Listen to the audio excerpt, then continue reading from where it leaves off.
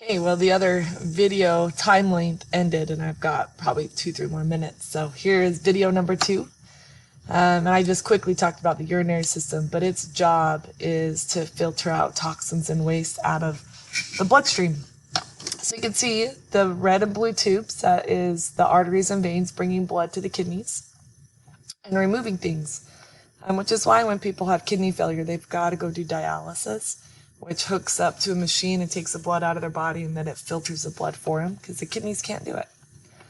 All right, here is just a general overview picture of the urinary system. So there's your kidneys. Once again, there's your blood vessels that go into your kidneys. This is called your ureters that dump the urine into your bladder, and then it leaves your body throughout the urethra. So you got your kidneys and the bladder is the main organs related to the urinary system. Okay, so here's the last one. The last, not least, the integumentary system. It's your skin. Skin is the largest external organ of the body. So you'll want to pause the video so you can write this stuff down. But the organs, you have all sorts of different things in your skin I'll show you a picture of. But you've got glands like your sweat glands and oil glands that makes your skin oily and sweaty. You definitely have muscles. That's what triggers your goosebumps. Nerves that sense things, and of course blood vessels give nourishment. But the main job of your integumentary system is to protect your internal body from the external world, from bacteria and all sorts of dirt and grime that could cause infections.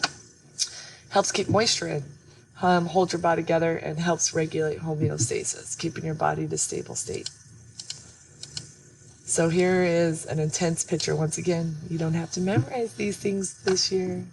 But you got 3 layers of your skin: epidermis, dermis, and then your subcutaneous.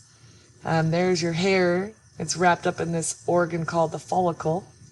This is your oil gland, so that's where the oil secretes onto your hair. This muscle, when this muscle contracts, it means it shortens. It pushes the hair bulb up, and that's what gives you your goosebump. This little snake charmer, that's your sweat glands. Okay. So people that give laser hair removal, they damage this hair follicle so it can't grow and nourish a hair. That's kind of what's happening. They laser it. All right, you guys. This is where I want you to stop, and we'll go over this on Monday. And then that'll finish up the notes packet for the trimester. All right.